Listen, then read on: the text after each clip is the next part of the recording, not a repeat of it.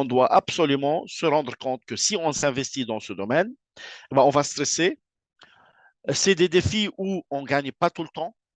Donc, on va accepter de perdre une bataille. On perd pas la guerre, mais de perdre une bataille. Et on doit être là dans une philosophie de formation continue. J'ai fait la méthode EBIOCRM et c'est la méthode recommandée et reconnue, une méthode agréable qui vraiment vous fait sentir qu'on est en train de faire un truc lié à la vie en général, ce n'est pas uniquement à la sécurité de l'information. Bien que EBIOCRM n'a aucune vocation d'aller vers les cyber ou bien les risques génériques, ce n'est pas comme la 31 000. Sensibiliser quelqu'un, ce n'est pas évident. Former quelqu'un, c'est facile. Mais sensibiliser quelqu'un, c'est très difficile. C'est quoi sensibiliser quelqu'un? Une personne, ça fait 20 ans qu'il a des mauvaises habitudes et tu viens et tu vas lui faire changer ses habitudes. C'est très difficile.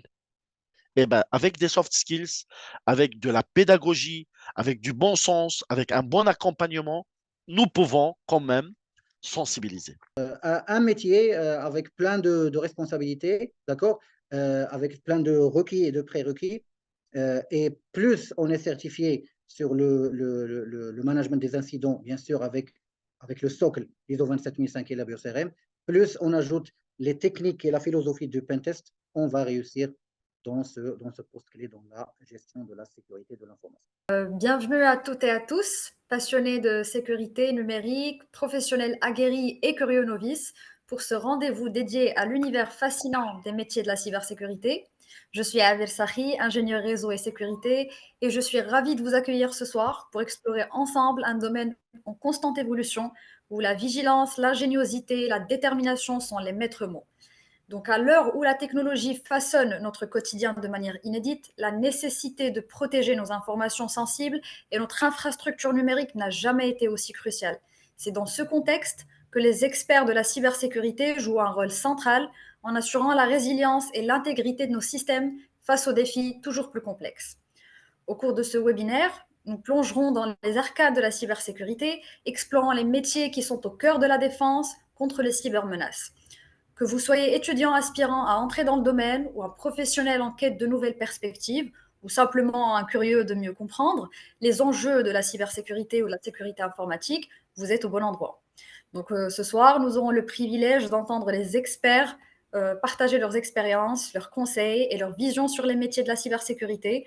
Donc préparez-vous à découvrir un monde où la résolution de problèmes, l'innovation et la collaboration sont les piliers d'une carrière palpitante. D'abord, j'aimerais vous présenter nos chers invités. Monsieur Jamal Saad, expert international en cybersécurité et directeur des opérations en cybersécurité et intelligence économique chez OGSBC. Khalil Ahmed Moussa, expert en cybersécurité et consultant GRC et formateur accrédité PECB. Avant de passer à notre sujet, j'aimerais vous présenter OGSBC. Donc, OGSBC, c'est un cabinet de conseil, d'audit en cybersécurité. Il délivre des services de gestion des infrastructures et de sécurité de l'information. Il délivre aussi des services de protection des entreprises et d'intelligence économique. Il délivre des formations en cybersécurité, qu'on verra par la suite à la fin du webinaire, auprès des professionnels de systèmes d'information. Et c'est aussi une filiale africaine de Fossir France. Vous arrivez toujours à voir mon écran? Non, mais je peux partager moi si tu souhaites.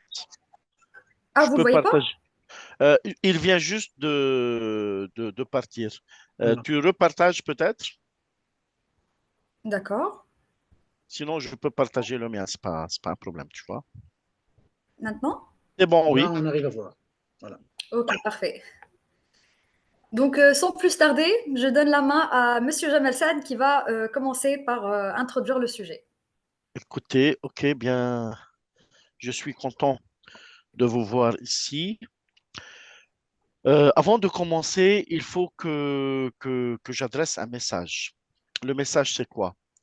C'est que le métier de cybersécurité ou les métiers de cybersécurité, c'est un métier ou c'est des métiers pas comme les autres. Je m'exprime. Déjà, il n'y a pas un expert en cybersécurité. Il y a un expert dans un des domaines de cybersécurité sur une des catégories. Ça, pour que les choses soient claires, et cela va être expliqué ici sur ce slide.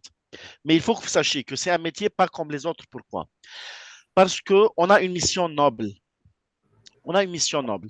Il faut absolument qu'on se donne à fond.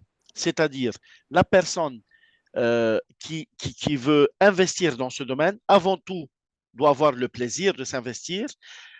Et par la suite, il ne doit pas penser juste ce qu'il va gagner. Bien sûr, il va gagner bien sa vie, mais il va surtout penser qu'il a une mission noble. Il y a la protection des données, il y a la protection des organisations sous sa responsabilité, il y a la protection des États sous sa responsabilité, il y a la protection de la souveraineté des États sous sa responsabilité et les responsabilités de l'équipe Haïti. Donc, c'est une mission pas comme les autres. On doit absolument se rendre compte que si on s'investit dans ce domaine, ben, on va stresser. C'est des défis où on ne gagne pas tout le temps. Donc, on va accepter de perdre une bataille. On perd pas la guerre, mais de perdre une bataille. Et on doit être là dans une philosophie de formation continue. C'est-à-dire, moi, rien qu'il y a un mois, j'ai fait une formation aussi au Canada dans le domaine. Vous voyez, ça fait 30 ans que je suis dans le domaine et chaque fois qu'il y a des nouveautés, eh ben, je fais des formations. Et je me rends compte à chaque fois que je ne connais pas grand-chose. Vous voyez, donc on capitalise. Il y a une équipe multidisciplinaire qui va intervenir et nous, on met chacun son expertise dans le domaine. Donc, la cybersécurité, c'est global. Ce sont plusieurs métiers en fonction de ce que nous avons envie de faire, en fonction de nos appétences, en fonction aussi de notre profil, on peut décider de faire ce métier ou ce métier. Okay? Dans la cybersécurité toujours. Mais comme je le dis, c'est une mission avant tout. C'est une mission qui peut être défensive et qui peut être offensif. Ça dépend où je bosse. Je peux bosser dans des instituts où je suis dans l'offensif. Je peux travailler dans un institut où je suis dans la défensive. Donc, pour être exhaustif, je ne suis absolument pas exhaustif. Je veux vous montrer une partie globale sur les métiers de cybersécurité. Vous voyez, on a plusieurs catégories. Il y a tout ce qui est pilotage. Il se chevauche. Hein. On a plusieurs catégories. Il se chevauche. À un moment donné, vous allez toucher à plusieurs métiers en même temps. Mais ça, c'est après plusieurs années dans le domaine. Vous voyez, donc il se chevauche. On a dans le pilotage et l'organisation et la gestion de risque pas mal de métiers. Comme je vous ai expliqué tout à l'heure, je parle de quelques métiers et je vous laisse par la suite me poser des questions pour développer ou diriger ou conseiller sur le profil de la personne qui me pose la question. Par exemple, le RSSI, le responsable de sécurité et système d'information, c'est un métier dont la cybersécurité où cette personne a énormément de responsabilités. Il va traiter avec les opérationnels, il va traiter avec le pilotage, il va piloter, il va traiter avec la stratégie. Donc, si vous voulez, il est dans le pilotage, il a une coordination à faire, il y a de l'analyse de risque à faire, il a pas mal de tâches que je vais développer par la suite. Bien sûr, il y a le CISO, le ISSM, et tout ça, ce sont des sous-dérivés de responsables de sécurité et système d'information. Aussi, on a tout ce qui est risk manager, tout ce qui est gestionnaire de risque cyber, tout ce qui est correspondant risque opérationnel. Tout cela aussi, ce sont des correspondants de sécurité qui sont pratiquement dans la même famille de métiers. Et puis, on a dans le management de projet et le cycle de vie. Dans le management de projet et le cycle de vie, on peut avoir l'architecte, on peut avoir le chef de projet, on peut avoir des chefs de projet des systèmes d'information, on peut avoir des security project managers. Aussi, c'est pratiquement une évolution dans ce domaine, dans des métiers très, très, très proches. Puis, il y a bien sûr dans tout ce qui est maintien des conditions opérationnelles, l'administrateur sécurité, le cyberdéfensif, l'opérateur en sécurité système d'information, tout ce qui est analyse SOC. Tout ce qui est analyse SOC, de plus en plus, on a des incidents et de plus en plus, on fait recours à des analyses SOC. Tout ce qui est informatique, tout ce qui va mener des enquêtes informatiques, des enquêtes pour trouver les preuves suite à un incident. L'enquête peut être interne ou elle peut être publique ou elle peut être suite à une exigence réglementaire, etc. Ça, dans le support et la gestion des incidents. Et puis, on a tout ce qui est conseil, audit, expertise, où on a aussi une multitude de métiers. Donc, j'ai choisi quelques métiers et je vais parler de quelques métiers. Abir, tu peux passer, s'il te plaît. Le RSSI, c'est un poste que j'ai occupé pendant 17 ans. J'ai occupé ce poste pendant 17 ans. J'en ai stressé. J'ai relevé des défis. D'autres défis, je ne les ai pas réussis. J'ai fait mon maximum. J'ai fait mon maximum. Et une fois que tu as passé dans ce type de poste, tu apprends énormément de choses. Donc, sa mission globale, c'est de protéger les systèmes d'information contre les menaces cybernétiques. C'est très large.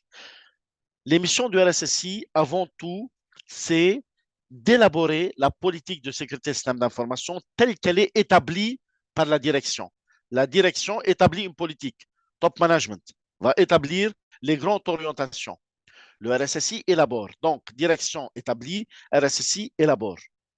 Et bien évidemment, si il va mettre en place cette politique de sécurité, il doit évaluer les risques. D'ailleurs, vous allez vous rendre compte d'une chose. Dans tous les métiers de la cybersécurité, la gestion de risque est obligatoire. C'est une compétence obligatoire à avoir.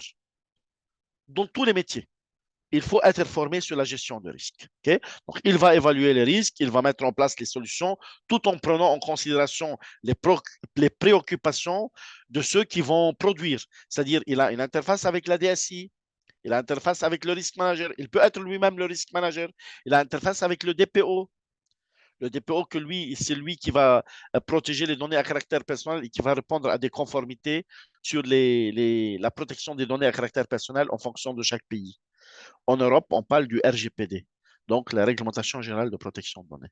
Donc, si vous voulez, pour être RSSI, il faut regarder avant tout, il faut analyser le profil. C'est quoi le profil?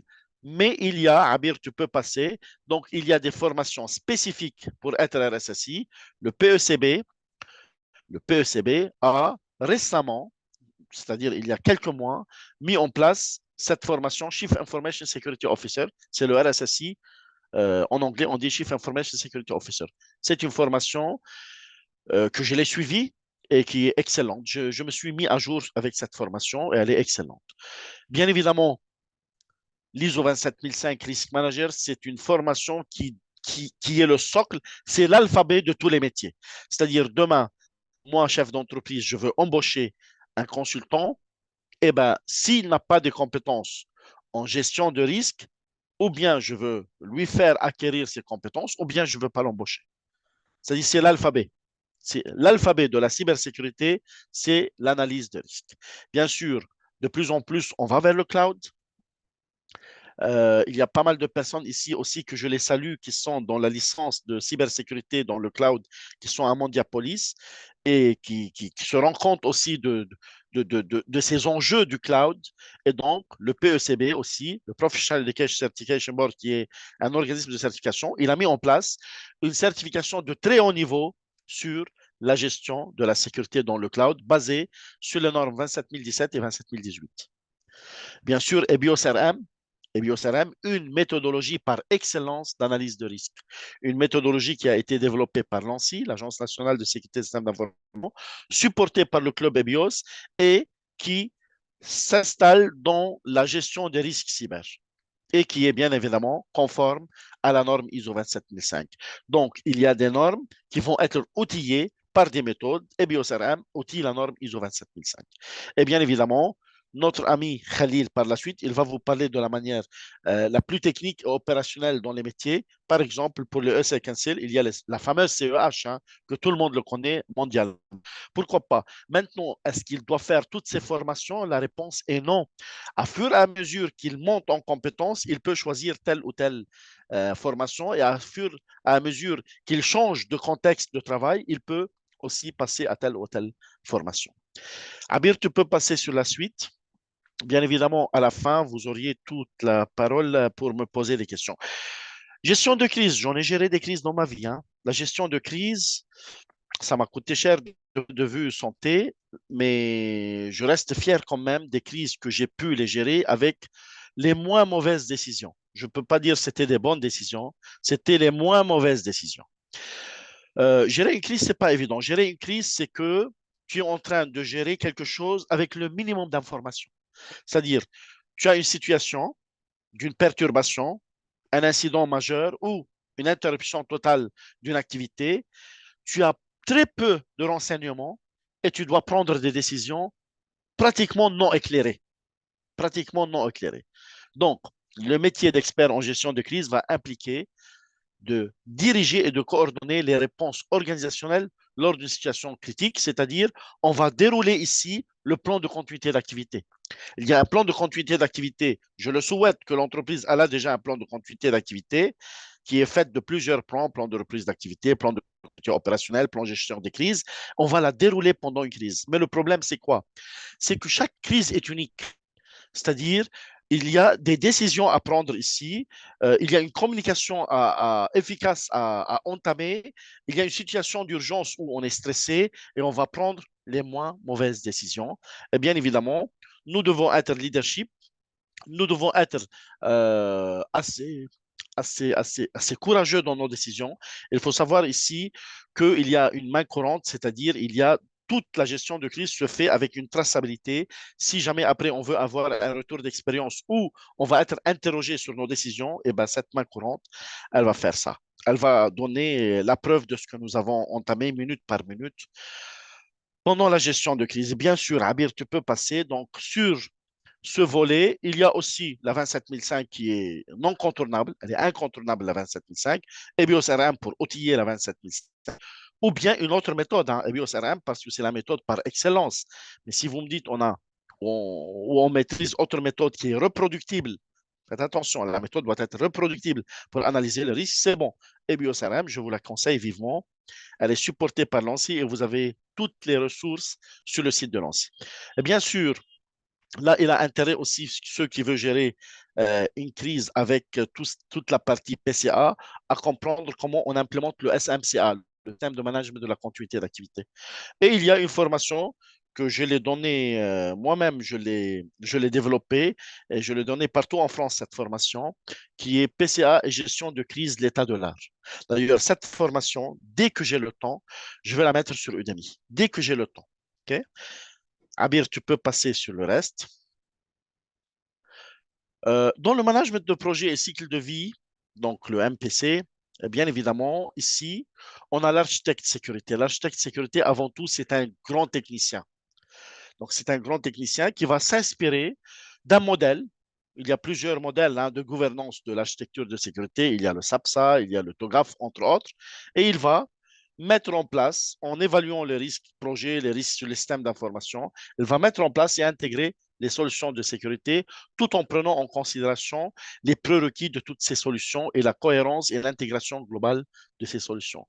Là aussi, cet architecte de sécurité peut avoir, tu peux passer sur la suite, peut avoir des compétences dans ou le chef de projet sécurité. Hein. Le chef de projet sécurité, c'est un sous-catégorie, si vous voulez, de l'architecte. Lui, il va collaborer avec l'architecte de sécurité pour tester, pour mettre des solutions, assurer les conformités à des normes ou de réglementation. Il est le bras droit, en fait, de l'architecte. Ces deux métiers qui sont complémentaires et qui peuvent être portés par une personne ont aussi des formations spécifiques. Tu peux passer à Abir, le CISSP, on peut regarder le CISSP, c'est une formation qui est très large avec les 8 domaines de la cybersécurité qui va donner vraiment une vision globale. Cela ne suffit pas. Eh ben, il y a le Lead Cyber Security Manager, c'est une formation que je la conseille à toute personne qui veut évoluer dans les métiers de cybersécurité, qui a quand même une maturité. D'ailleurs, cette formation, je viens juste de la suivre au Canada. Lead Cybersecurity Manager, qui est basée sur l'ISO 27032 version 2023. Elle m'a été offerte par le PECB. Et bien évidemment, le socle est toujours la 27005 et IBOSRM, qui sont toujours un point commun dans tous les métiers dans le domaine de la cybersécurité. Tu peux passer à Abir. Le DPO, eh ben, le DPO, c'est un métier à part. J'ai eu la chance d'être DPO, je le suis toujours. Hein. Le DPO, c'est Data Protection Officer, c'est quoi exactement? Je ne l'ai pas occupé longtemps, ça fait 4-5 ans que j'occupe ce métier en parallèle avec d'autres. En fait, le DPO, c'est une continuité d'un ancien métier qui s'appelait SIL, correspondant informatique et liberté.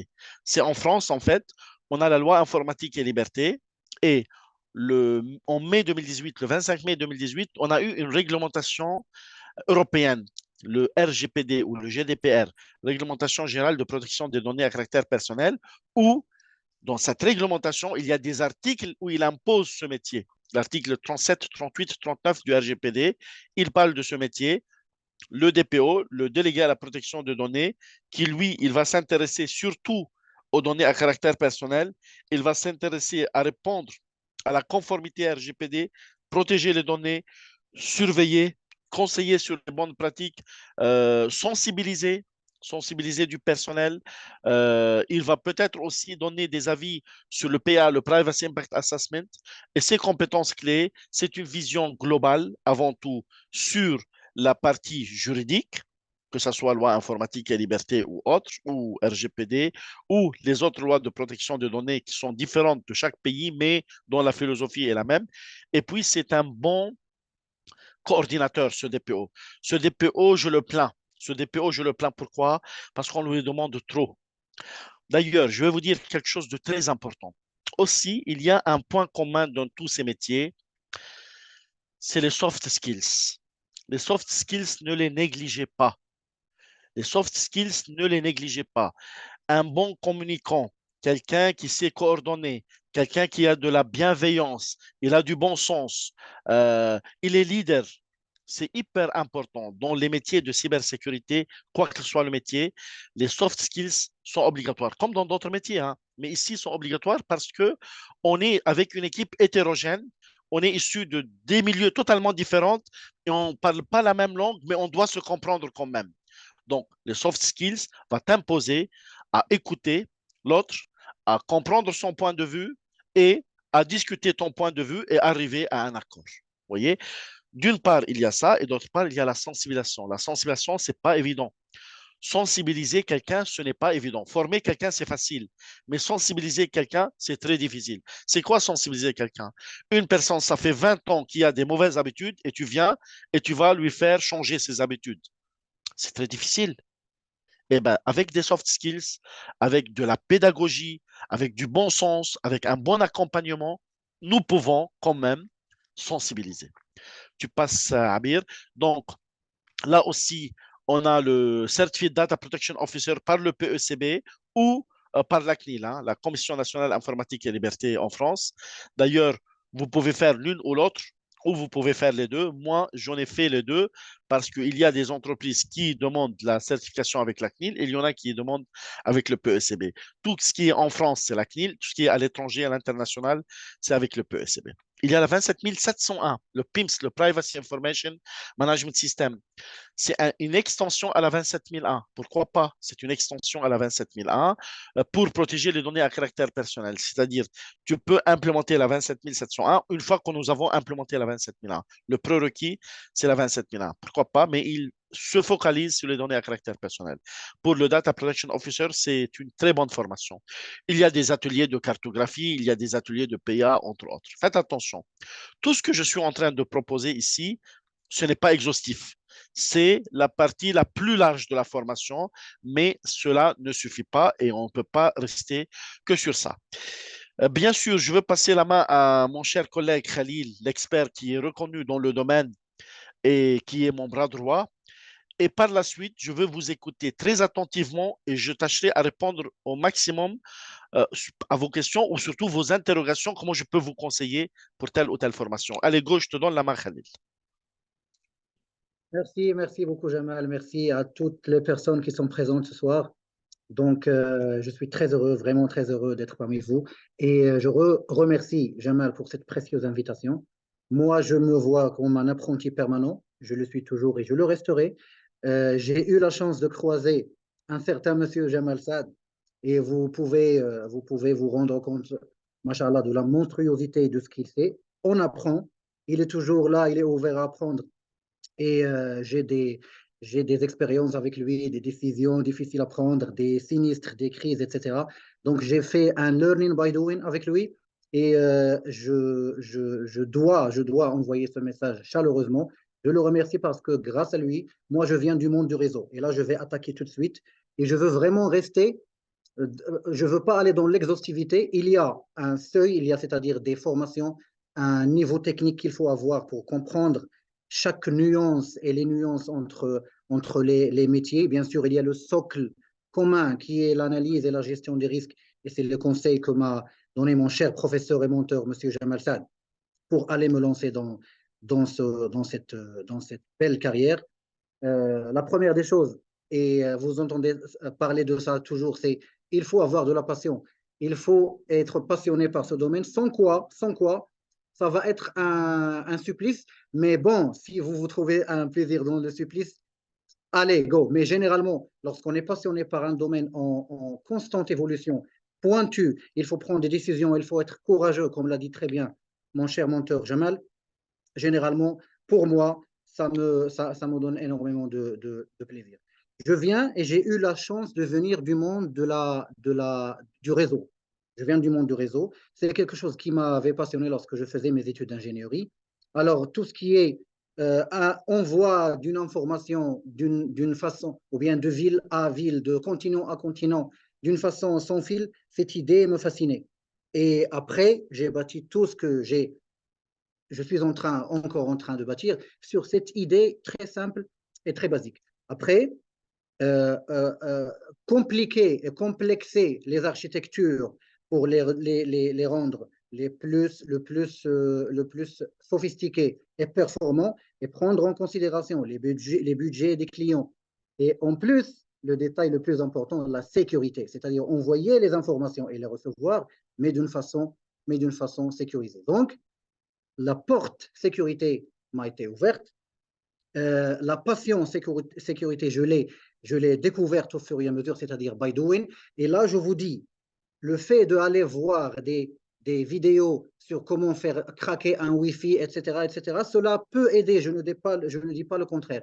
Mais d'après ce que j'ai appris avec les projets, avec Jamal, avec d'autres expériences, c'est que la compréhension de la philosophie et de l'état d'art des menaces, et cela, ça s'apprend via la gestion des risques et via l'analyse des risques. C'est ça le plus important.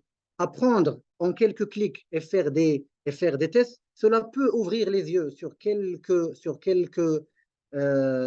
visions sur comment faire et comment ne pas faire. Mais généralement, lorsqu'on comprend d'où vient la menace, ou bien qu'est-ce qui constitue, ou bien qu'est-ce qui fait que le fait d'avoir une architecture avec sans VLAN, par exemple, là je donne un exemple, sans VLAN, sans cloisonnement de réseau en VLAN, pourquoi ça, en lui-même, c'est une vulnérabilité, c'est un problème. D'accord? Alors, je dis et je recommande d'une façon pas très urgente d'avoir des connaissances sur le monde réseau. D'accord? Parce que lorsque moi je fais face à une architecture réseau, je dois quand même savoir pourquoi cela constitue une vulnérabilité, une faiblesse, et pourquoi cela constitue une force, et comment forcer, c'est-à-dire approfondir tout ce qui est force, et essayer d'éviter ou bien essayer de remédier ou bien traiter tout ce qui est menace qui va entraîner généralement des risques. C'est pour ça que le consultant en sécurité en général, euh, lorsqu'il a un bagage réseau, un bagage sécurité qui combine un peu entre la compréhension et la philosophie de l'architecture des réseaux, bien sûr, avec une bienveillance sur l'aspect sécurité, d'accord? Son métier implique, c'est-à-dire fournir des conseils basés sur son expérience, sur sa vision générale sur le réseau et sur la sécurité, et sur sa compréhension de l'état d'art des menaces. Maintenant, il y a par exemple la méthode EBIOS-RM. J'ai fait la méthode EBIOS-RM et c'est la méthode recommandée et reconnue, une méthode agréable qui vraiment vous fait sentir qu'on est en train de faire un truc lié à la vie en général, ce n'est pas uniquement à la sécurité de l'information. Bien que EBIOS-RM n'a aucune vocation d'aller vers les cyber ou bien les risques génériques, ce n'est pas comme la 31 000. C'est les risques liés à la sécurité des informations. D'accord? Lorsqu'on suit les traces ou bien lorsqu'on comprend pourquoi cela c'est une menace et cela c'est une vulnérabilité, et en les combinant, on comprend c'est quoi un risque et c'est quoi un scénario de risque, cela ajoute vraiment une force de proposition et de conseil sur le conseiller ou bien sur le consultant de sécurité. Donc, avoir la ISO 27005 ou bien ou les BioCRM nous donne la possibilité, nous donne la force, d'accord, de proposer, de comprendre pourquoi dans tel ou tel contexte de client, cela constitue un risque, une menace. Et lorsque je dis risque, c'est-à-dire source de risque dans dans le langage de BioCRM, en combinant avec les vulnérabilités, cela constitue généralement un scénario de risque. Une chose que je veux rajouter, c'est que, s'il vous plaît, il y a le référentiel Mitre Attack. C'est un référentiel, d'accord? Vous prenez note, c'est un référentiel qui prend ou bien qui donne les chemins d'attaque opérationnelle. BioCRM a 5 ateliers. Le quatrième étant les chemins d'attaque opérationnelle. On se met sur ou bien dans la peau de l'attaquant. C'est ça la force de BioCRM. C'est on se met dans la peau de l'attaquant pour voir quels sont les chemins qui vont être utilisés. Et en ayant le background, comme je vous ai dit, réseau, sécurité, d'accord, qu'on va détailler bien sûr les formations nécessaires pour les avoir. Moi, je viens du monde du réseau. Je recommanderais généralement Cisco, OK, mais il y a bien sûr d'autres éditeurs, d'autres constructeurs. Je suis instructeur et vous pouvez trouver ces formations sur le portfolio OGSBC. Alors, les compétences clés, comme si je veux récapituler, c'est l'expertise en gestion de risque, en la compréhension et l'analyse des risques, avoir le background réseau, avoir le background sécurité avec des projets d'implémentation, il est souhaitable, d'un système de management de sécurité d'information, et bien sûr, la communication et les soft skills dont a parlé mon cher professeur Jamal. Est-ce que tu peux passer à Bill, s'il te plaît?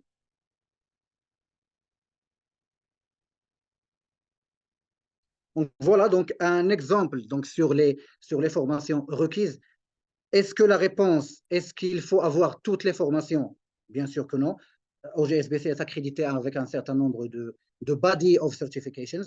Donc la ISO 27005 et la OBIOCRM qui sont le socle de tout métier. Et ça, c'est une réalité que j'ai vécue et j'ai suivi le conseil. Et pour auditer, d'accord, pour auditer les systèmes de management ou bien pour auditer la sécurité d'un système d'information en général, avoir le background, il est souhaitable, voire une exigence dans des implémentations, dans des audits, lorsqu'on parle dans des audits professionnels, d'avoir la PECB ou bien l'ISO 27001, lead auditor. Il y a bien entendu en parallèle le lead implémenteur, c'est-à-dire le professionnel, le gestionnaire du risque certifié ISO 27001 lead implémenteur qui implémente, d'accord, qui met en place un système de management de la sécurité d'information tel qu'elle est recommandée par la norme validée par les experts. L'humanité apprend au fil des années et à travers des années, d'accord? Et à travers ces années, nous avons fait beaucoup d'erreurs. Donc maintenant, on va faire de nouvelles erreurs, on va nous tromper de nouvelles façons, mais éviter, selon les normes, les premières et les erreurs anciennes. Et c'est ça, l'implémentation d'un système de management qui voit la sécurité en tant qu'équipe, là où tout le monde est impliqué, l'implémenteur ou bien l'équipe des implémenteurs essaie de rendre les processus clés et les processus liés à la sécurité d'information conformes à une norme qui est ISO 27001.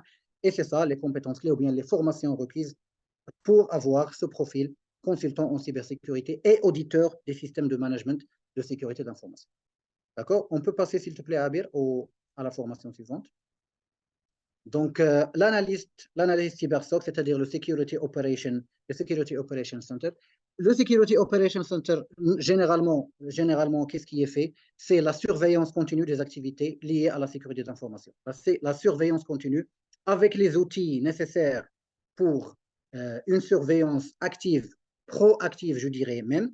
D'accord? Cette analyse examine les alertes de sécurité, donc il faut y avoir des alertes, créer des dashboards où on peut voir qu'est-ce qui va et qu'est-ce qui ne va pas d'une façon en temps réel, d'accord? Et avoir bien sûr derrière des plans de continuité d'activité comme l'a très bien expliqué Jamal, et avoir des outils de détection et de prévention pour essayer d'être dans l'anticipation et pas dans la réponse et pas dans l'attente de la production de l'événement redouté.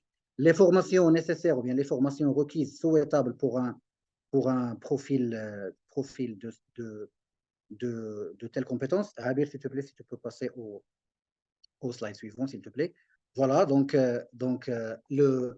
généralement, on doit faire des pentests pour être toujours à jour et toujours être à l'avance et dans l'anticipation et savoir notre raison, bien le réseau de notre client, l'écosystème informatique, l'écosystème sécurité d'information, à quel point il répond aux exigences. C'est pour ça, être un pentester avec la philosophie logique de pentester, d'accord, techniquement avec les outils, que ce soit avec Kali ou bien que ce soit avec les outils recommandés, d'accord, par les formations, et avoir bien sûr la philosophie et la compréhension de la gestion du risque et l'analyse des risques avec la méthode EBIOS-RM, se baser sur le référentiel Mitre Attack. C'est un référentiel entre autres, hein, ce n'est pas l'unique pour gérer, pour se mettre à la place de l'attaquant et essayer de tester, pen-tester, voilà, tester si on peut s'introduire dans le réseau via ce chemin que nous avons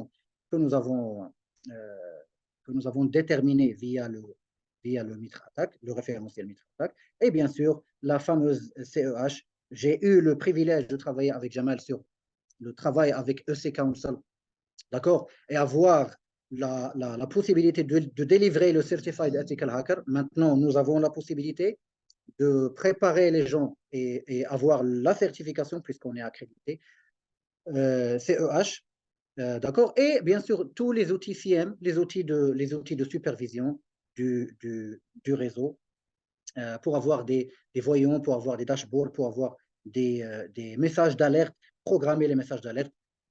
Et voilà, donc un métier avec plein de responsabilités, d'accord, avec plein de requis et de prérequis. Et plus on est certifié sur le management des incidents, bien sûr, avec le socle ISO 27005 et la BioCRM, plus on ajoute les techniques et la philosophie du pentest, on va réussir dans ce poste clé dans la gestion de la sécurité de l'information. On peut passer, Abir, s'il te plaît, au slide suivant.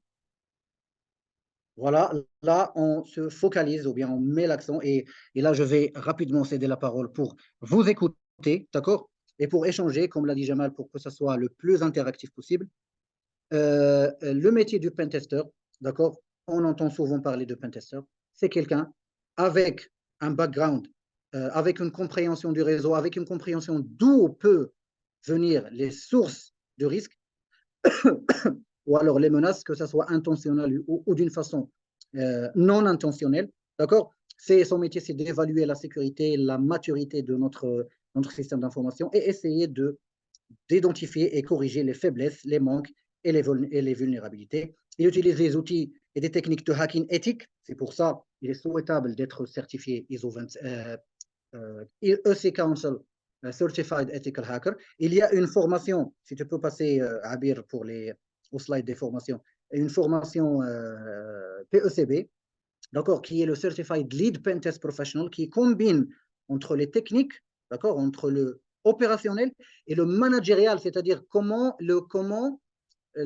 c'est le technique et le quoi et le pourquoi, et comment communiquer, et la communication active et proactive de notre rapport, de nos rapports, des pentests, qui sont la base de beaucoup d'autres interventions, à savoir par exemple l'audit et l'implémentation, etc. Je mets l'accent encore sur le EC Council. J'ai eu le privilège, je le répète, de travailler avec M. Jamal Saad sur le partenariat avec le EC Council, que nous sommes très ravis d'avoir. D'accord, c'est la Certified Penetration Testing Professional, d'accord, c'est le professionnel qui s'intéresse uniquement d'une façon directe sur les pentests avec les outils opérationnels nécessaires. Et nous sommes très heureux de délivrer la formation, nous sommes très heureux de pouvoir conseiller et préparer à la réussite de l'examen, en plus de donner la bonne compréhension, les bonnes techniques opérationnelles pour réussir ce rôle de pentester. Donc voilà, je pense que je n'ai pas pris beaucoup de temps, Jamal, si je l'ai C'est fait. excellent, c'est excellent. Donc, Et on je passe cède à la Abir. parole à ma chère collègue Abir pour continuer sur les formations délivrées par OGSS. À toi, Abir. D'accord, merci beaucoup Khalil. Donc, concernant les formations présentées par OGSPC, donc on trouve déjà la PECB, l'EXIN, et en détail, on voit ici les formations certifiantes de PECB. Déjà, il y a la ISO 27005 Risk Manager, ISO IEC 27001 Lead Implementer, GDPR Certified Data Protection Officer, EBIOS Risk Manager, ISO 27001 Lead Auditor, ISO 27701 Lead Implementer. Pour les formations PECB qui sont nouvelles, on a la ISO 27035 Lead Incident Manager, le Lead Cloud Security Manager et le ISO 27032 Lead Cybersecurity Manager. Pour les formations EC Council, on a le Certified Ethical Hacker, CEH, Certified Penetration Testing Professional et Certified Network Defender. Comme vous pouvez voir sur l'écran, ce sont des partenaires de OGSVC qui nous ont fait confiance. Pour les formations certifiantes d'Exin, il y a le Package Information Security Officer, Package Information DPO, Information Security Foundation based on ISO 27001, Information Security Management Professional based on ISO 27001 encore une fois, Cyber and IT Security Foundation, Privacy and Data Protection Essentials, Privacy and Data Protection Foundation et Privacy and Data Protection Practitioner. Pour les modes de formation, il y a actuellement 3 modes de formation, donc une formation présentielle, self-study ou en hybride. Et les formations en ligne sont disponibles également sur Udemy. Si vous avez des questions, nous sommes prêts à répondre à vos questions et je laisse la parole à Monsieur Jamel qui va s'en occuper. Donc, si vous avez des questions, n'hésitez pas à les laisser en commentaire.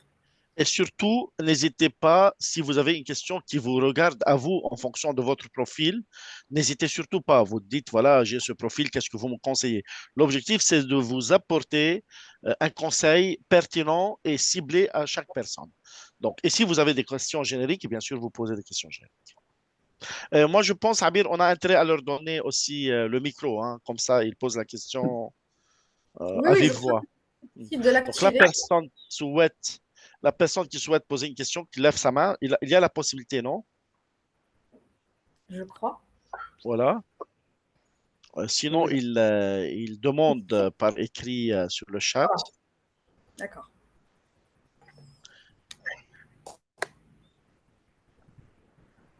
En attendant, j'ai une petite question, si ça dérange personne. Alors, ma question, c'est, j'ai entendu parler dernièrement que la certification Certified Ethical Hacker, CEH, elle n'est plus vraiment très appréciée par les employeurs et qu'il y a d'autres formations qui sont plus appréciées qu'on pourrait considérer au lieu de faire la CEH. Est-ce que c'est vrai? Abir, je vais te répondre. Je vais répondre avant sur la personne. Bien sûr, le support, on va vous l'envoyer, hein. Le support, il y a notre collègue Hassan qui va s'en occuper, elle va l'envoyer. Oui. Abir, écoute, CEH, elle est connue mondialement. Oui. Maintenant, est-ce qu'elle est suffisante? Bien sûr que non. Et n'oublie pas que lorsque on a un succès quelque part, on essaye de minimiser ce succès, hein. C'est-à-dire là, il commence à raconter n'importe quoi sur le CEH ou même sur d'autres formations. Elle n'est pas exclusive, la CEH. Elle est appréciée, mais elle n'est pas suffisante. C'est tout ce que je peux te dire. Elle n'est pas, c'est pas la certification seule qu'on doit avoir, mais moi, je sais tout le contenu dans cette certification, très pertinent. Ça ne suffit pas. Certes, ça ne suffit pas, mais voilà. Donc, il faut quand même, ceux qui souhaitent avoir ces compétences, il faut quand même s'y investir. Ok. Voilà, Merci. c'est tout. On a une question. Donc, Donne-lui, s'il te plaît, donne-lui la parole par micro, c'est mieux. S'il a d'accord. le micro. En fait, le nom, on n'arrive pas à le voir parce Donc, que c'est écrit. présentez-vous et posez la question. Présentez-vous et posez la question, s'il vous plaît. Tu actives son micro. En fait, j'arrive pas à voir la personne parce que c'est l'une des personnes qui ont Ihsan Raji dans le prénom. Ah, Ils ok. n'ont pas utilisé le deuxième lien. D'accord. Mais sinon, OK. si vous voulez, je fais une question. Moi, je pense poser la question à vive voix, c'est mieux. Mais bon, c'est pas grave. Donc, je vais répondre. Donne-moi la première question. Donne-moi les D'accord. questions par ordre chronologique, s'il te plaît, Abir. D'accord. Première question, bonsoir. Si je veux intégrer le domaine de sécurité, d'où je peux commencer? Je suis dans le domaine infra. Écoute, il faut avant tout poser la question sur tes souhaits. Dans quel domaine tu veux être. Donc, comme tu as vu là, on a plusieurs métiers. Donc, en fonction de ces métiers, si tu me dis dans quel métier, je peux te dire par où commencer. Sachant que chose qui est très importante dans toutes les formations que j'ai évoquées et que mon collègue l'a évoqué, il y a aussi la foundation. C'est-à-dire, il y a un niveau foundation ou un niveau même introduction. Il y a plusieurs niveaux. Okay? Donc, ça dépend dans quel métier. Il faut quand même voir votre profil, il faut qu'on sache un peu plus. Si tu veux une formation qui va passer partout, c'est la 27005. Mais après, il n'y a pas que la 27005. Mais la 27005, je te la conseille parce que je sais, c'est l'alphabet. Donc, commence par l'alphabet. Et après, tu peux me contacter par email et je peux t'aider si tu me donnes un peu plus de renseignements et sur ton profil et sur ce que tu souhaites faire. Et aussi ta maturité. Ça joue beaucoup ta maturité. Bon, je n'ai pas dit l'âge, j'ai dit plutôt la maturité. Très bien. La deuxième question. Ok. Alors, la deuxième question. Excusez-moi une seconde. La deuxième question, c'est je suis actuellement consultant RGPD et je souhaite renforcer mes compétences techniques en cyber. Quelle formation? La personne qui a posé cette question, je lui réponds d'une manière très pertinente. Tu sais, dans le RGPD, si tu vois bien, il y a une bonne partie dans l'article 32, si tu te rappelles de l'article 32, la sécurité du traitement, dans l'article 25, la sécurité by design, et dans l'article 35, le PIA. Donc, si on regarde ces trois articles et si on regarde les principes de RGPD, on voit qu'on est sur de pure technique. Donc, sur la sécurité du traitement, tu as intérêt à comprendre toutes les mesures techniques que nous pouvons mettre en place, que ce soit les XDR, EDR ou TCM, tous les firewalls, les UTM, le chiffrement, le mode de chiffrement, la réglementation de la chiffrement en fonction de chaque pays, c'est très pertinent. Ça, c'est pour répondre à l'article 32 et la privacy by design. La privacy by design et l'article 35, le PIA, là, c'est l'analyse de risque. Hein. Si tu as mené des PIA, et je pense que ça sera ton cas, où tu as donné un avis sur PIA avec quelqu'un qui l'a mené, eh ben, si tu arrives à mener un PIA, tu vas avoir un avantage par rapport à autres DPO. Tu vois, le PA, c'est le Privacy Impact Assessment. Tu peux utiliser la méthode EBIOS pour analyser les risques sur les personnes physiques lors du traitement de leurs données à caractère personnel. Tu vois, donc EBIOS RM, elle est applicable. Qu'est-ce que tu peux faire? Bien évidemment, tout ce qui est fonction de hachage, tout ce qui est log, que demain, il y a un incident, tu dois comprendre avec l'équipe de réponse sur l'incident ce qui s'est passé. N'oublie pas l'article 33 et 34. L'article 33, et 34, tu vas notifier et la personne concernée et la CNIL en France, la CNIL ou l'équivalent de la CNIL en Europe. Donc là, tu as intérêt à comprendre qu'est-ce qui s'est passé et sur quels critères de sécurité on était violé. Donc, la violation sur la disponibilité, la confidentialité et l'intégrité. Je pense que si tu commences déjà par ça, c'est une bonne chose. Après, si tu as besoin de plus de détails, tu peux me contacter et je te réponds avec un grand plaisir. Autre que ça. Question suivante. Question suivante. Je suis admin cybersécurité. Je suis intéressée par la formation CISSP. Combien de temps dure cette formation et quels sont les prérequis? Écoute, chef, le problème, c'est pas combien de temps dure cette formation. Les prérequis, tu n'as pas besoin de prérequis. Le CISSP est hyper large, mais peu profonde. Mais, il te faut, parce que moi, lorsque je l'ai passé, j'étais à l'étranger à l'époque, il te faut, et elle était beaucoup plus simple. Déjà, il te faut minimum 6 mois de travail sur le All for One. Hein. Je ne sais pas si tu connais Sharon Harris, celle qui a fait le Bible du CSSP. Hein. Donc, la formation, elle dure 5 jours, du matin jusqu'au soir, 7 heures par jour, mais elle ne suffit absolument pas. Elle ne suffit absolument pas. Il faut un investissement personnel entier pendant 6 mois. Je pense chaque jour, tu vas travailler peut-être 3 heures. Okay? Fais beaucoup de QCM. Fais beaucoup de QCM et puis tu tentes ta chance. Hein. Donc, je répète, le CSSP, elle va couvrir tous les domaines, les 8 domaines de la cybersécurité, mais d'une manière superficielle, très large, mais peu profonde. La formation ne suffit absolument pas. 5 jours, je fais cette formation, je la dispense sur 5 jours. Elle ne suffit pas. Après, c'est ton travail personnel. Te faut entre 6 mois et 1 an, je dirais. Si tu es en France, il y a quelques centres. Le centre le plus proche de Paris, c'est à Lille. Ok. Pour passer l'examen à l'ISC2. Si après tu as besoin de plus de détails, n'hésite pas de me contacter et je te réponds.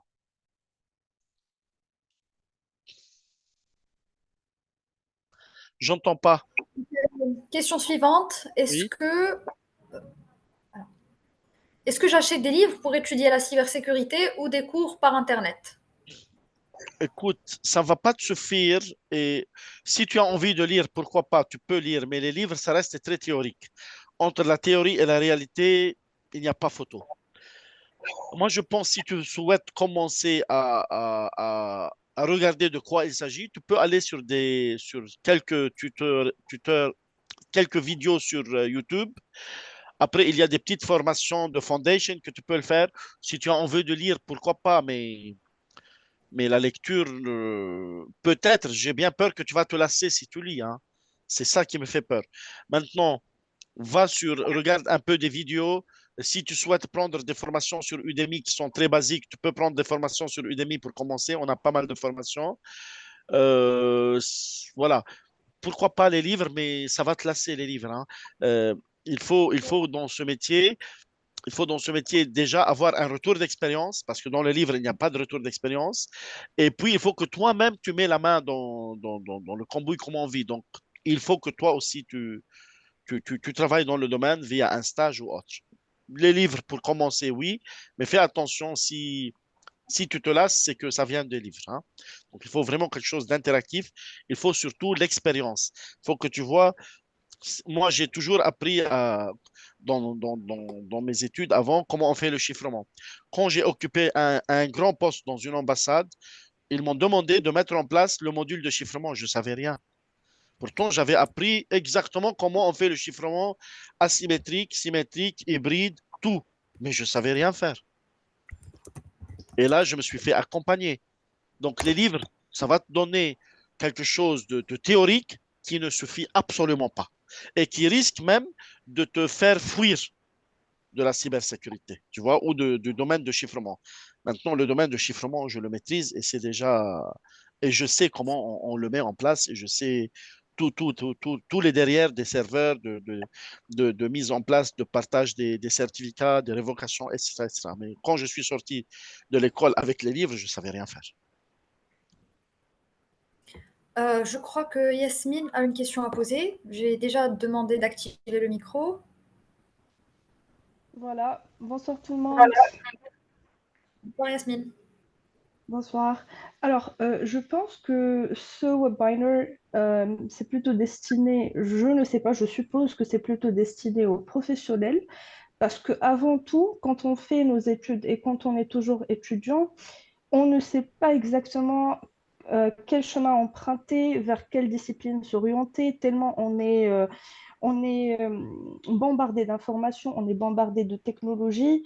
Et donc, je vous donne notre exemple. Nous, on est en licence en cloud et sécurité. Et on fait de la sécurité dans le cloud, on fait de la sécurité réseau, sécurité des systèmes d'exploitation. Donc, littéralement, je pense qu'on est plus dans la généralité que dans la spécialité. La question qui se pose, c'est comment savoir vers quel chemin s'orienter? Comment savoir ce qu'on aime ou ce qu'on n'aime pas? Parce qu'à un certain moment, on ne peut pas tout tester, on ne peut pas tout faire, on ne peut pas faire plusieurs stages dans plusieurs domaines parce que là, ça va devenir un asile et non pas une société. Tellement c'est stressant, il y a une très, très grande charge d'informations et de tâches. Donc, ma question est, comment peuvent-on s'orienter en premier lieu en étant des étudiants et par la suite, pouvoir trouver le chemin qui correspond à notre profil en matière de compétences techniques, en matière de soft skills, en matière de certification, en matière de modules étudiés, etc. Merci Yasmine. Écoute Yasmine, ça se fait naturellement. C'est-à-dire maintenant, tu vas terminer ta formation à Mondiapolis. Une fois que tu vas terminer ta formation à Mondiapolis, tu vas faire un stage. Et tu vas te rendre compte peut-être que ce stage, il te plaît, ou tu vas te rendre compte que le stage ne te plaît pas. Et tu vas peut-être communiquer avec un autre service dans l'entreprise et tu te dis, ah tiens, ça me plaît, ou ça me plaît pas, ou je me prends plus plaisir là ou pas. C'est comme ça va venir. C'est comme ça va venir. C'est-à-dire, c'est très personnel. C'est très personnel. Là, je joue aussi. Moi, quand j'étais très jeune, eh ben, j'étais pure technique. Eh ben, depuis 2007, je ne touche plus aux techniques. J'ai des techniciens qui s'occupent de tout ce qui est technique. Mais parce qu'à l'époque, mes appétences, c'était plus dans les techniques. J'avais les yeux qui voient bien. Maintenant, sans mes lunettes, je ne vois pas. J'avais plus d'énergie. J'étais en mode hacking. Je veux hacker tout le monde. Je veux voir comment ça fonctionne pour que je puisse sécuriser, etc. À un moment donné, ça a changé. Toi, c'est la même chose. Et n'importe quelle personne parmi vous, surtout les non-professionnels, surtout les étudiants, tu es très jeune. Et d'ailleurs, je félicite Yasmine, je la connais très bien. Elle est parmi les meilleures dans sa promotion. Donc, tu as toutes les compétences et tout le potentiel pour avancer. Mais cela, c'est toi qui es la mieux placée pour dire, ah bah tiens, moi le chiffrement, je veux en faire. Ah tiens, moi je veux faire de la gestion de risque et de la conformité. Moi, je préfère commencer par la technique. Je veux faire de l'administration système, de l'administration de cyber. Ou je veux faire des IAM, la gestion des accès.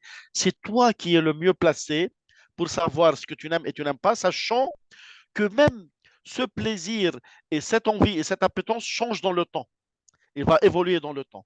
Nous, on est là pour te dire, voilà, tu vas faire ça. Si tu me dis, par exemple, Jamal, moi, tout de suite, je veux commencer à auditer des SMSI, je veux te dire, non, non, Yasmine, tu ne peux pas tout de suite commencer à auditer un SMSI. Fais au moins une petite partie technique et après, tu fais ça. Comme ça, moi, je mets les puzzles pour que ça donne le travail global. Mais celui qui est le mieux placé pour savoir quoi faire, c'est toi-même. D'accord, merci. Il y a d'autres questions? Abir, active ton micro. Ah, désolé. Hmm. Alors, la question suivante, c'est, je suis actuellement au sein d'une équipe qui évalue le SMSI pour mieux se préparer à l'évaluation ISO. Quelle formation pour réussir à suivre l'équipe? L'évaluation ISO, c'est-à-dire la certification. Tu es dans un cadre, tu as implémenté la 27001 et tu vas te faire certifier bientôt. Tu vas faire appel à un organisme pour te faire certifier. C'est bien ça, je pense que c'est bien ça. Écoute, tu peux, si tu veux juste participer, moi je te conseille les formations qui sont sur Udemy, hein, les formations qui sont sur Udemy, une sur l'implémentation et une sur l'audit. Si tu veux juste t'impliquer. Maintenant, si tu me dis, non, moi, par la suite, je veux surveiller le SMSI, je veux être moi l'interlocuteur de l'auditeur, eh ben là, je te conseille la 27001 Lead Implémenteur de l'organisme PECB. OK. Si tu as d'autres questions, après, personnellement, tu veux me contacter, n'hésite surtout pas. Si tu as des détails, je te réponds, mais c'est dans ce cadre qu'il faut travailler. OK. Jean-Baptiste, il y a d'autres questions? Oui.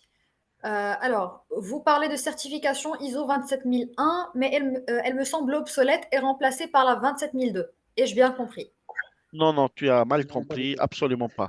Non, non, la 27001, elle n'est absolument pas obsolète. Elle est mise à jour, elle était mise à jour en octobre 2022. Donc, il y a une nouvelle version de la 27001. Si tu parles de la version 2013, oui, maintenant, la 2013, elle n'est pas obsolète. Fais attention parce que toutes les entreprises qui sont certifiées actuellement sur le 2013, ils ont jusqu'à fin octobre 2025 pour passer à la nouvelle version. Il y a la formation en transition. Si tu maîtrises la 2013 et tu vas passer à la 2022, nous proposons aussi la formation. On n'a pas tout mis toutes les formations. Il y a une formation de 2 jours qui fait la transition entre les 2013 et la 2022 avec les nouvelles exigences. D'ailleurs, cette formation, tu peux la suivre sur Udemy. Elle est complète sur Udemy. Elle suffit largement pour voir les nouvelles exigences de la nouvelle version. Donc, fais attention. Non, c'est pas obsolète.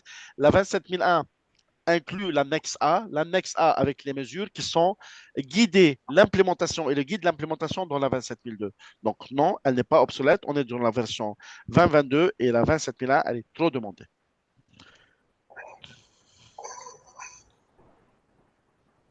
Est-ce qu'il y a d'autres questions?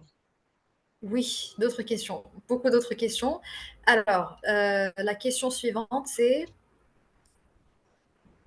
Excusez-moi une seconde, il y a les messages qui défilent trop vite. C'est pas grave. Question sur les certifications PECB. Quelle différence entre les certifications examen PECB et EXIN, notamment sur le type de questions ISO 27001 Implementer et BioCRM ISO 27001 Lead Implementer?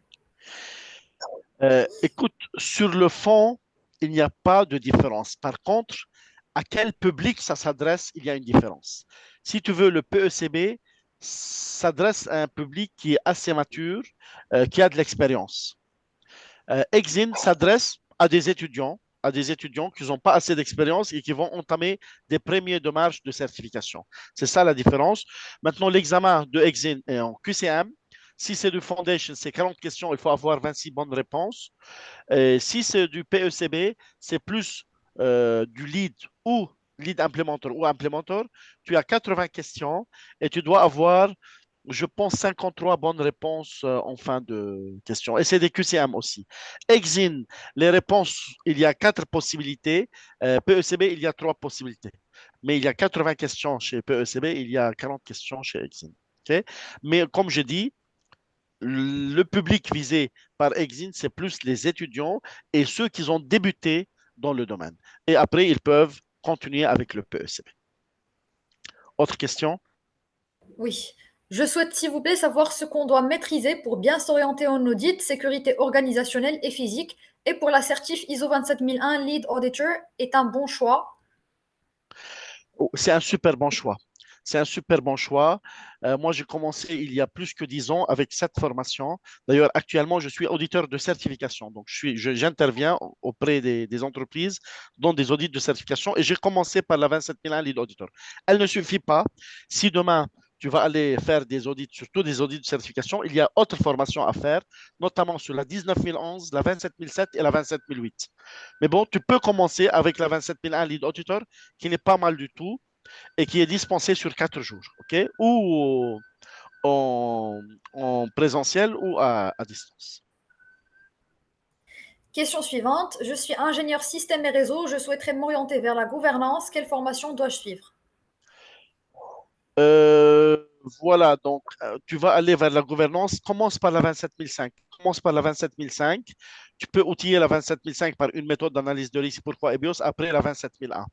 Après, rien n'empêche, une fois que tu as ça, parce que le socle, c'est la 27005 et la 27001. D'ailleurs, la 27001 envoie dans la clause 6 vers la 27005. Donc, tu auras ça. Après, si tu veux aller vers des référentiels de gouvernance spécifiques, comme Cobit ou autre, tu peux aussi le faire. Mais les référentiels ou les normes les plus connues, 27005, 27001, outiller la 27005 par une méthode, pourquoi pas EBIOS, et après aller plus loin dans Cobit ou autre. Question suivante. C'est...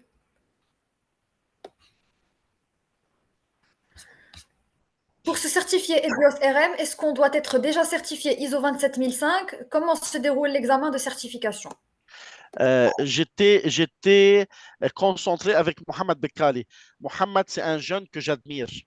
Mohamed, je ne l'ai jamais rencontré. C'est un jeune de 16 ans que j'admire beaucoup. Mohamed, tu m'appelles s'il te plaît demain soir et je vais t'offrir, moi, 2 formations. Et je vais te donner tout ce qu'il faut pour que tu débutes. OK? Tu es encore très jeune, je t'avais dit, mais je vais t'offrir 2 formations en support parce que après, je vais t'offrir aussi sur Udemy. Mais pour le moment, je vais t'offrir des formations en support basique sur les fondements de la cybersécurité. Si tu aimes manipuler le PC avec Kali ou autre, je veux t'envoyer pas mal d'ateliers que je le faisais quand j'étais plus âgé que toi, quand même, j'avais 20 ans. Là, tu as 16 ans. Mais Mohamed, doucement, step by step, hein, Mohamed, et n'hésite pas de me contacter demain, je vais t'envoyer pas mal de choses. OK? Cela dit, Mohamed, je ne sais pas si ça ne sera pas convenable aussi que si tu continues tes études à l'école et en parallèle, tu fais ça. J'espère que tu n'es pas en train de fuir l'école pour faire ça. OK? De toute façon, demain, appelle-moi, tu as mon numéro de téléphone et je veux t'aider autant que je peux. Et je t'admire. Abir. Euh, Est-ce que OGSBC fait aussi des certifications EXIN? Je crois qu'on a déjà répondu. Oui, oui, oui. D'accord. Peut-on utiliser le compte formation pour payer les cours self-study au GSBC? Non, tu ne peux pas le faire. Cela dit, qui pose la question? Qui pose la question, c'est Jean-Baptiste Lodi. Jean-Baptiste Lodi, c'est un grand travailleur. J'ai pas eu la chance de le rencontrer.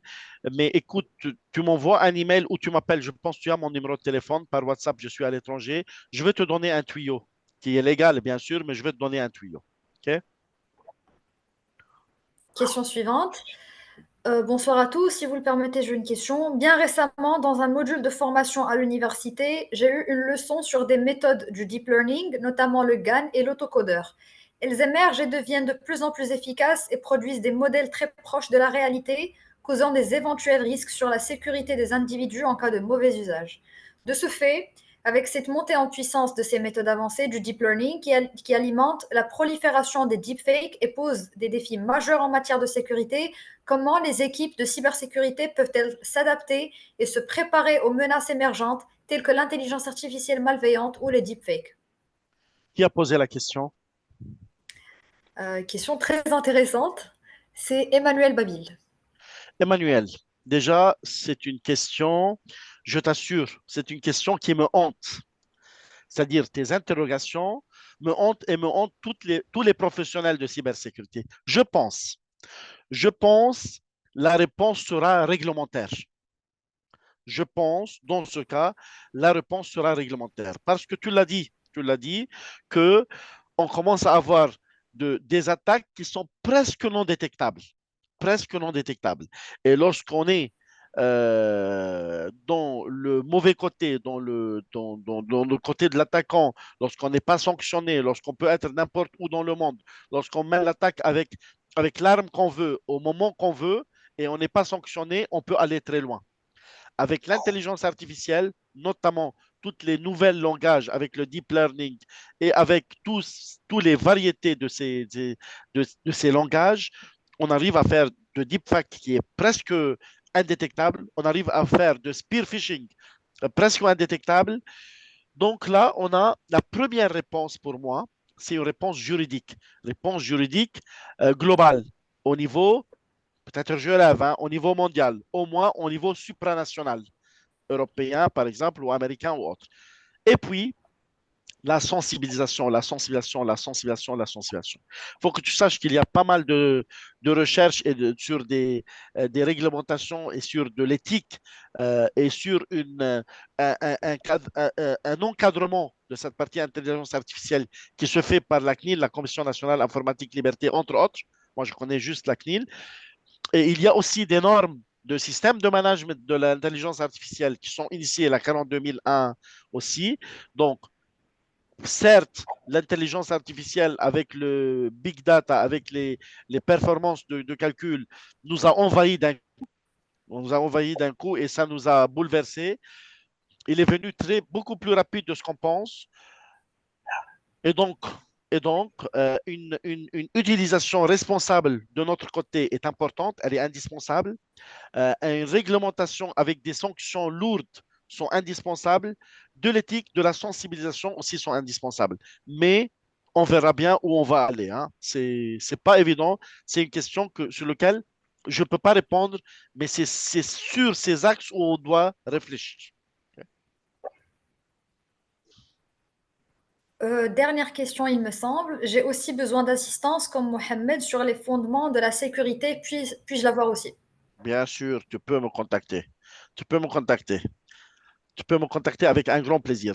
Si tu n'as pas mon numéro, tu as un email générique, tu envoies et je te donne mon numéro et je t'aiderai autant que je peux. L'essentiel que je sache ce que tu fais et l'essentiel que vous n'êtes pas en train de fuir l'école. Si vous êtes en train de fuir l'école, je vais me fâcher avec vous et je vais vous donner deux claques. Vous ne fouillez pas l'école, vous fouillez pas l'école, vous pouvez faire ça en parallèle. OK? Et il faut le faire aussi d'une manière éthique et d'une manière responsable. Mais je m'en occupe de vous. OK? Je pense que c'est tout ce qu'il y a comme question. Il y Abir, a il y a quelqu'un qui a levé une sa main. dernière question, Abir, pour Shaima. Je te prie juste de la voir. C'est fait. Il n'y a plus de questions. C'est Sheila Alors, qui pose la bonsoir. question. Il y a des Bonsoir. personnes qui- Oui, bonsoir. C'est- Tu te présentes Oui. parce qu'on voit pas ton prénom et ton nom. Ah, oh, bizarre. En fait, je l'avais, mais c'est Ukiva Dapam. Oui, oui, c'est nous. C'est un bug chez nous. Oui. D'accord. Je suis désolé. Hein. Jamal, bonsoir. Abir. C'est la première fois que je vois Khalil et puis Abir. Mais Jamal, ça fait la deuxième fois que je vous ai en ligne comme ça. Et moi, ça me fait vraiment plaisir de vous raconter quand vous parlez encore de la cybersécurité, des, des certifications qu'il y a et de l'accompagnement pour vous accorder à d'autres personnes. En fait, c'est intéressant.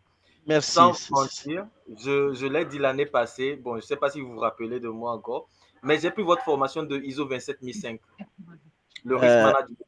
OK. Et c'est ce qui m'intéressait vraiment, mais je ne comprends pas pourquoi c'est hyper difficile de pouvoir trouver même un stage pour essayer de voir si ce qu'on a appris, est-ce que c'est ça. Donc, quand vous parlez tout à l'heure d'accompagnement, je voudrais entrer en lien et vous demander est-ce que c'est possible? Même si je vous écrivais, vous me donnez des sujets sur lesquels je vais m'orienter, tout juste pour cerner si c'est vraiment ça que je fais en fait. Parce que je suis là, je n'ai pas. En fait, il n'y a même pas d'entreprise qui veut engager même un stagiaire. Oui. Écoute, donc toi, je comprends. Tu dis que c'est très conceptuel l'ISO 27005 et je ne sais pas si j'ai compris ou j'ai pas compris. Est-ce que c'est Oui, ça? oui. Eh bien, écoute, je peux t'envoyer un ou deux études de cas, mais fais attention, l'ISO 27005 ne va pas te suffire pour apprécier les risques. L'ISO 27005, il va te donner quoi faire, mais sans te donner une méthodologie. Donc, à ce moment-là, Hassan, s'il te plaît, tu offres à ce monsieur la EBIOS RM. Sur Udemy, tu lui offres à ce monsieur. Okay? Donc, tu vas suivre la méthode EBIOS RM qui, elle va outiller ISO 27005. Et une fois que tu termines, tu me contactes et je t'envoie une étude de cas, même une étude de cas client qui est anonymisée. Et là, tu vas savoir si tu as compris ou si tu n'as pas compris. Et si tu n'as pas compris, tu me contactes pour que je t'aide. OK? D'accord, merci bien. Vous parlez de truc là, de la formation IBIO et Risk Management C'est Manager. ça. Oui. Déjà, je l'ai déjà eu. Je l'ai déjà sauté. Tu Par l'as le compte de déjà. OK. d'une Donc, on peut entreprise. t'offrir une autre formation si tu le souhaites. Et Oui, contacte-moi, je t'envoie un cas. Je t'envoie un cas pour que tu fasses l'analyse de risque. Et tu d'accord. me l'envoies et je te dirai ce que je pense. Et même, je te donnerai des conseils. OK? Merci bien. Avec Merci bien. plaisir, chef. Avec plaisir. Marcel, peut-être, il veut parler. Oui, bonsoir à tous. Donc, en fait, pour mon cas, moi, j'ai 4 ans d'expérience dans du support informatique, mais ensuite, j'ai fait quelques formations en cyber et aussi un master spécialisé à UTT qui m'a permis justement de travailler aujourd'hui. Ça fait 3 ans en tant que consultant GRC. Alors aujourd'hui, en fait, ce que je souhaite, c'est surtout je vois plutôt ma carrière en tant qu'architecte de cybersécurité et ce que j'aimerais en fait savoir, c'est par quelle formation en fait passer pour pouvoir mieux aménager en fait ma carrière professionnelle. Moi, comme je l'ai dit, Marcel, l'ISO 27005 et EBIOS RM sont le socle. Crois-moi. Donc ces Crois-moi. deux-là, en fait, je suis déjà certifié en fait de la ISO 25005 RM, IBIOS RM, mais aussi la 27001, Lead Implementer, Lead Auditor. Qu'est-ce que tu veux quoi exactement? Donc, si tu as, En fait, si tu surtout en fait, c'est plus orienté en fait fonctionnel.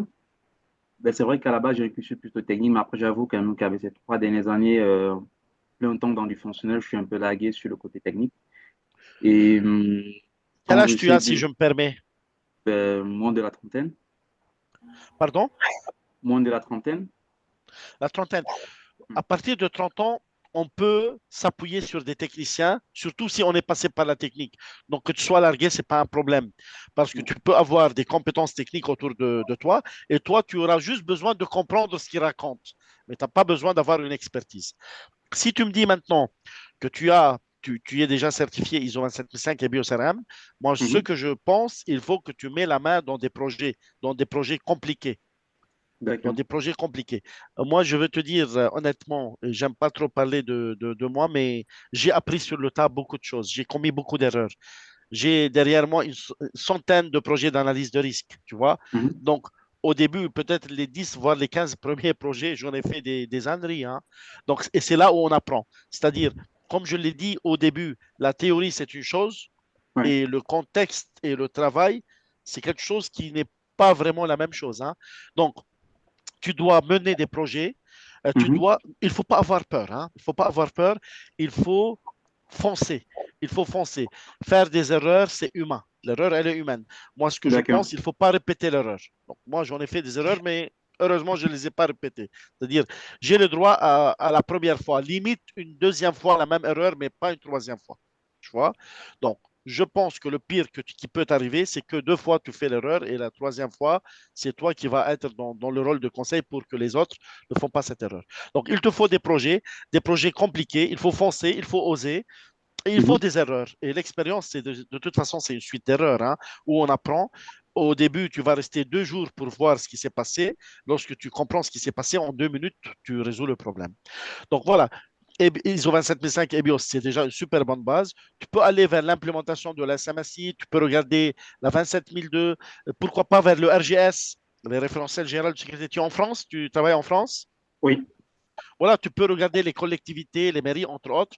Il y a l'homologation RGS où tu peux impliquer, et c'est de l'analyse de risque sur plusieurs étapes, les 9 étapes, tu vois, du RGS. J'en ai Oui. accompagné, voilà, pour homologuer. Donc, tu peux travailler sur ça, tu peux travailler sur l'IGI 1300. L'IGI 1300, elle peut beaucoup t'aider aussi. Elle a été refontée dernièrement, l'IGI 1300. Tu vois, maintenant, il y a Nice 2 qui arrive. Donc, la conformité sur la directive Nice 2, ça va te donner du travail. Entre autres, il y a l'analyse de risque, tu vois. Oui. Moi, je pense, hein, si je veux vraiment te donner une réponse percutante, il faut que tu fonces et n'aie pas peur et prends les projets les plus difficiles. C'est ce que je faisais moi et ça a marché. Ok. D'accord. D'accord, merci. Je t'en prie. La question suivante. Pour se certifier EBIOS RM, est-ce qu'on doit être déjà certifié ISO 27005? Comment se déroule l'examen de certification EO? Non, tu n'es pas obligé d'avoir l'ISO 27005 comme certification. Et BioCRM, depuis le 22 novembre, l'examen, on peut le passer à distance. Avant, on ne peut pas le passer à distance. C'est une formation sur 2 jours, très simple, pragmatique. Si tu veux faire des analyses de risque, EBIOS-RM, elle suffira. Maintenant, si tu veux faire de l'analyse de risque, pas avec EBIOS-RM, avec n'importe quelle méthode, tu as intérêt à comprendre l'ISO 27005. Et après, toutes les méthodes vont devenir faciles. Si tu restes sur EBIOS-RM, tu risques de ne pas étendre trop ta vision et tes compétences. Mais tu peux apprendre EBIOS-RM, c'est très facile, honnêtement très très facile, et tu peux l'appliquer sans problème. Mais si tu vas à l'étranger, il y a des pays où on utilise d'autres méthodes. Peut-être tu auras un peu de difficulté. L'ISO 27005, si tu veux, c'est le quoi de tout. Après, tu l'outil, c'est mieux. Mais rien n'empêche que tu fais juste la méthode EBIOS-RM et tu t'en sors très bien. Question suivante. Quelle est votre réflexion sur CompTIA Security Plus pour acquérir des bases techniques? Pas mal du tout. Pas mal du tout. Pas mal du tout. Pas mal du tout, oui. Si vous avez l'occasion de faire le compte à place, oui, pour acquérir des bases, pas mal du tout. Elle est un peu du tout, en fait. Elle est très superficielle aussi, mais elle est superficielle sur la technique. Pas mal du tout. Ça me rajeunit un petit peu quand on parle de compte à plus. Dernière question, il me semble. Est-ce que vos formations sont préenregistrées ou est-ce qu'il y aura des cours et des échanges? Non, non, sont pas. Non, on n'a pas. On fait toujours les formations en interactif. Il n'y a pas. Si, il y a sur Udemy, bien sûr. Sur Udemy, les formations sont préenregistrées. Mais moi et Khalil et notre équipe, on donne des formations certifiantes. Nous sommes Voilà. accrédités pour donner des formations DPO, EBIOS, ISO 27005, ISO 27001, ISO 27701. Et là, je peux donner l'ISO 27032 parce que je me suis accrédité sur l'ISO 27032. Donc, non, non, ne sont pas enregistrés, ou bien à distance, ou bien en hybride, ou bien en présentiel.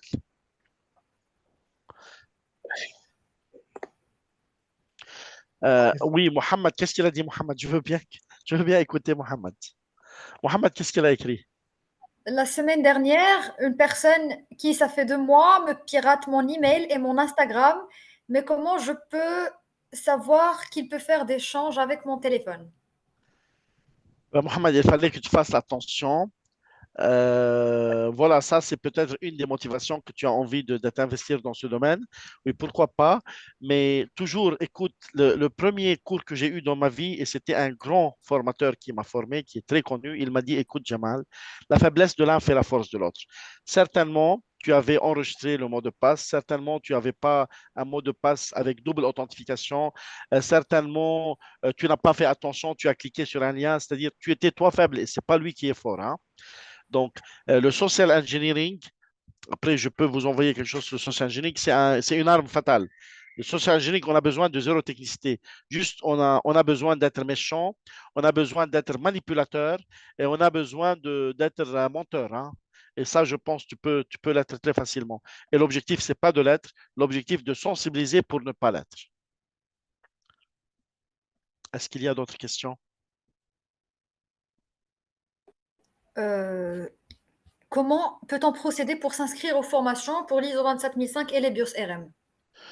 Tu peux envoyer un email à contact@ojsbc.ma. On va te dire tout ce qu'il y en a, sachant il faut que vous sachiez que nos formations sont les moins chères. C'est la plus grande qualité que vous pouvez avoir, sont les moins chères. Et je vais vous dire pourquoi. Parce que quand j'étais très jeune, j'avais votre âge, je ne connais pas votre âge, j'avais très envie de suivre ces types de formations, mais ils étaient hyper chers. Donc, quand j'ai créé ma boîte en 2006, mon slogan, c'était les formations de qualité accessibles par tout le monde. Vous voyez? Donc, on gagne très peu sur les formations, mais vraiment très, très peu. On gagne notre vie ailleurs, on fait des prestations, on gagne très bien notre vie, mais sur les formations, surtout pour les étudiants, pour les personnes qui n'ont pas les moyens, limite, on peut même ne rien gagner et leur donner la formation. OK? Donc, l'objectif avant tout, c'est de partager. On a ce plaisir de partager. Influencer la vie d'une personne, moi, ça me satisfait. L'argent me satisfait aussi, mais ça aussi, ça me satisfait. Donc, je peux être payé par une satisfaction personnelle comme je peux être payé par l'argent. Et bien, moi, je suis payé par les deux. OK? Donc, ça sera avec un grand plaisir. Et chaque personne, en fonction de son cas, on peut faire en sorte qu'il sera content et qu'il accède à ces formations, à ses aptitudes professionnelles et à ses connaissances. OK? Je crois que c'est tout ce qu'on a comme question. Il y a juste beaucoup de personnes qui demandent le mail pour avoir contact. S'il te plaît, le mail, il est là, contact@ojsbc.ma. Vous voyez sur l'écran. Sur l'écran. Contact@ojsbc.ma. Vous arrivez à voir l'écran, c'est ça? Est-ce que vous voyez Oui. l'écran? Voilà. Sinon, tu mets Oui, dans c'est le visible. chat le contact. Il y a OG webinaire aussi. Il faut mettre pour qu'on sache qu'il vient du webinaire aussi. Il y a le mail du webinaire. Oui, Hassan, si tu es là, mets-le s'il te plaît sur le chat. Comme ça, on sait que ces personnes viennent du webinaire et ils auront quand même des On l'a déjà réductions. envoyé, en fait. Hein? On l'a déjà envoyé, le mail du webinaire. Excellent, très bien. N'hésitez d'accord. pas de poser vos questions, envoyez des emails. Il y a le numéro de téléphone qui est là, vous pouvez me contacter. Et puis, on fera le maximum pour qu'on crée une synergie. De toute façon, pour achever et pour terminer ce webinaire, je veux être très honnête avec vous. Tout à l'heure, il y a une personne qui a posé la question sur l'intelligence artificielle et ça démontre qu'on a des grands défis à relever. On a encore des grands défis à relever. On vit dans le numérique. On est devenu, nous, des données. On est devenu des profils. L'économie, elle est basée sur le numérique. La souveraineté, elle est basée sur le numérique. Les actions, tout métier est basé sur le numérique. Donc, comme on a des défis à relever et comme il y a la menace en face de nous, donc autant qu'on peut partager à vous des compétences, des formations, des connaissances, on le fera avec un grand plaisir parce que nous avons besoin de ces compétences et on est en pénurie de compétences. Sur ce, je vous souhaite une excellente soirée et je vous dis à prochain webinaire. Je ne sais pas sur quel sujet, je ne sais pas sur quel sujet ça va être. On va voir et on va communiquer sur ça. Excellente soirée à tout le monde. Allez, Soirée à allez. tout le Au monde. revoir. Merci. Bye Merci à tout le monde. bye. Ouais, ouais. Bye Merci à bye. tout le monde.